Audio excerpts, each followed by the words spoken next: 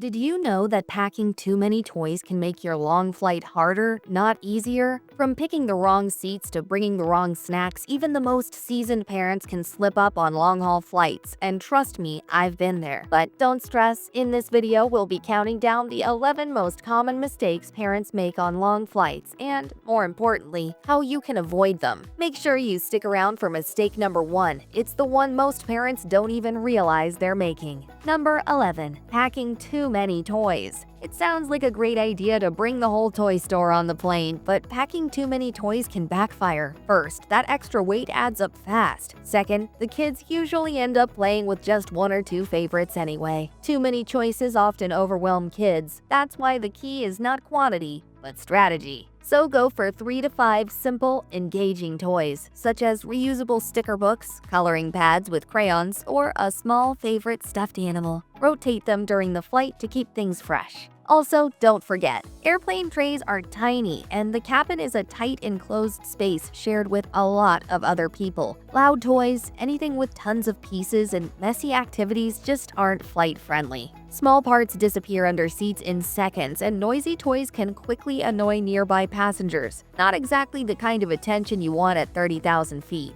Number 10. Booking flights at the wrong time. One mistake parents often make is booking flights that clash with their child's natural schedule, especially when time zones are involved. It might seem like a small detail, but it can really throw off your kid's mood and energy. Let's say you book a 2 a.m. departure, thinking they'll just sleep on the plane. But airports are bright, noisy, and unpredictable, and kids don't always just drift off as easily as we hope. Kids thrive on routine, but we all know flight schedules don't always line up with that. The best thing you can do is aim for a time that's as close as possible to their usual nap or bedtime. And if that's not possible, stick around for mistake number 4, where I'll show what helped us avoid full-on meltdowns when our kids flew at the totally wrong time. Number 9. Not booking the right seats. This one may seem small, but it can make or break the entire flight. Choosing seats randomly or at the last minute often leaves families split up or stuck in cramped spots near the bathroom or the galley. When flying with little ones, bulkhead seats are gold. They offer extra legroom and often space to set up a bassinet for babies. Some airlines even allow early seat selection for families, but you must act quickly, as those get booked on a first-come, first-served basis. Then aisle seats are great as well.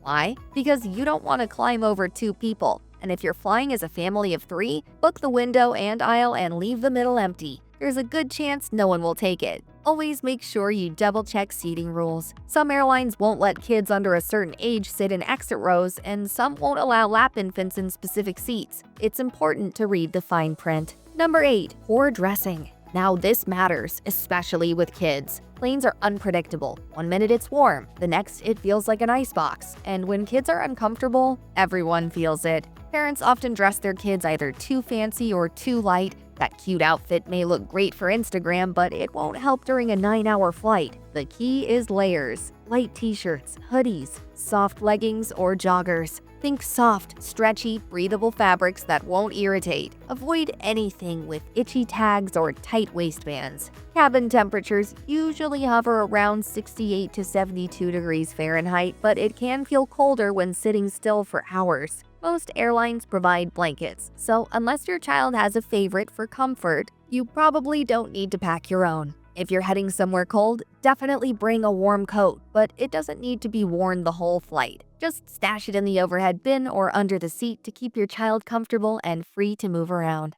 Also, always pack an extra outfit for both your child and yourself, plus a clean pair of socks. You'll be so glad you did if there's a spill, accident, or mid-flight mess. Skip the shoes with tricky straps or laces. Go for slip-ons or sneakers that kids can take off easily. Because when they're squirming in their seats or half asleep, no one wants to deal with tangled laces. We also made a full video on travel outfits you should never put on your baby or yourself for the airport or plane. Go check it out next. It'll make packing way easier for you. Number 7. No emergency kit. A lot of us assume we can just grab what we need mid-flight, but the truth is, planes don't carry a wide range of medications, especially not ones suitable for young kids, so it's always best to bring your own. Motion sickness is a big one. it can creep up without warning. Trust me, it happened to us on our last flight, and we were unprepared. Our little one ended up throwing up, and let's just say it wasn't fun for anyone. That's why a small, flight-friendly emergency kit can make a big difference. You don't need to go overboard,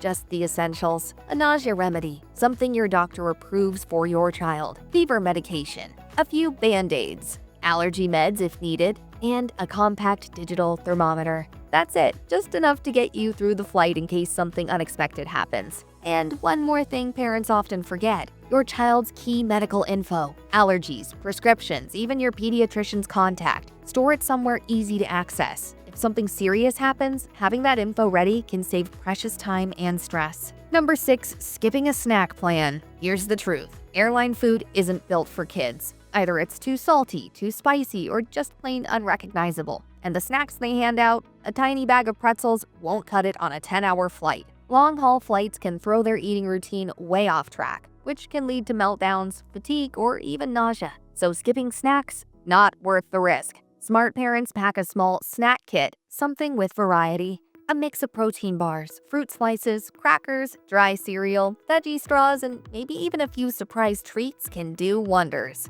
Just make sure it's TSA friendly and doesn't create a mess. Bonus tip: avoid sugary snacks. They give kids a temporary burst of energy followed by a crash. Instead, go for things like string cheese, applesauce pouches, or mini sandwiches. These keep them full and calm for longer. Don't forget, pack snacks in easy-to-reach bags, not buried in your carry-on. I like using a small zip pouch that fits in the seat pocket. Number 5. Underestimating hydration. It's easy to forget just how dry airplane cabins are, but at 30,000 feet, the humidity drops to around 10 to 20%, and this dry air pulls moisture from the body fast, especially from kids. So when parents don't keep hydration in check, headaches, crankiness, dry skin, and fatigue hit faster than they expect. A lot of parents assume one drink during the in-flight meal is enough, but on long flights, kids need to sip something regularly, ideally every hour. Water is always the best choice for staying hydrated. That said, some kids just don't love drinking plain water. If that's your child, it's okay to offer juice too. The important thing is staying hydrated, even if it means a few extra bathroom breaks. Just try to avoid too much soda or anything caffeinated, as that can make dehydration worse.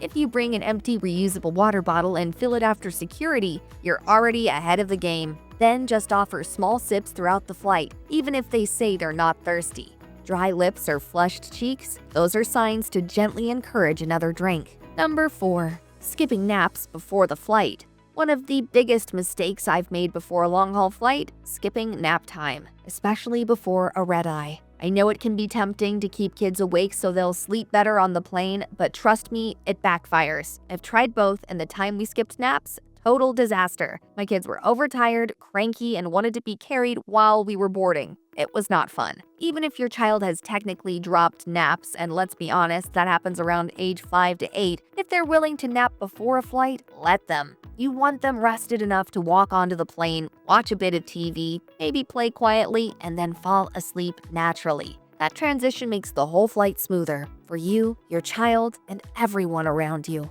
And don't forget familiar sleep cues. A favorite blanket, stuffed animal, or cozy pajamas can really help them settle once you're on board. Even a pair of soft socks or a hoodie they associate with bedtime can make a difference. So if naps aren't part of your pre-flight routine, consider adding one back in. Even a short nap can make a long flight way easier. Number 3. Ignoring cabin pressure. This is something a lot of parents forget. Cabin pressure affects kids more than adults, especially during takeoff and landing. When the plane climbs or descends, the pressure in their little ears can shift fast, causing discomfort or even pain. Adults can yawn or swallow to relieve it, but babies and young kids need a little help. Even once you're cruising, the cabin is still pressurized to the equivalent of 6,000 to 8,000 feet above sea level, so their ears are still working harder than usual. For babies, feeding during takeoff and landing, whether it's breast, bottle, or pacifier, can really help. The sucking motion keeps the eustachian tubes open and relieves pressure naturally.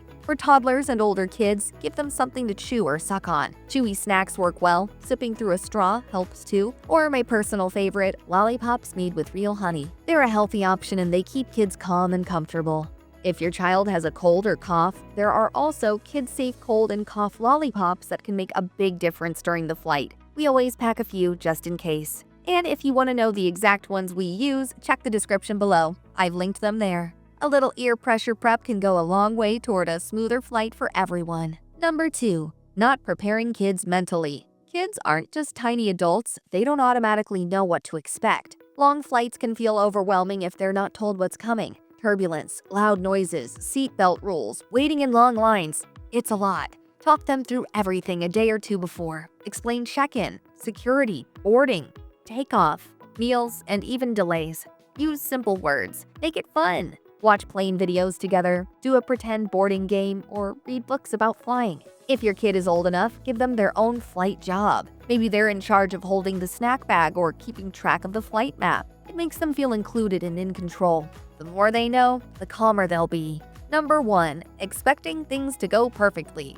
Here's the truth, fellow parents. Something will go wrong. Maybe your toddler spills juice on your passport. Maybe there's a diaper blowout mid-turbulence. Or maybe your flight gets delayed for 5 hours. The biggest mistake we make, thinking everything will go exactly as planned. Instead, go in with the mindset that hiccups are part of the journey. Pack extra snacks, extra clothes, and assume there will be at least one meltdown. And that's okay. If your child cries or needs to be walked up and down the aisle, so be it. You're not the first parent doing this, and you won't be the last. Yes, people might stare, but let them. What matters most is that your child feels safe, seen, and supported. And if you're moving slower through the airport because your kid is tired, curious, or just dragging their feet, that's okay too. Just leave yourself a little extra time. Because at the end of the day, it's not about having a perfect flight. It's about spending time as a family and enjoying your holiday together. Hit that subscribe button for more real flying tips from one parent to another.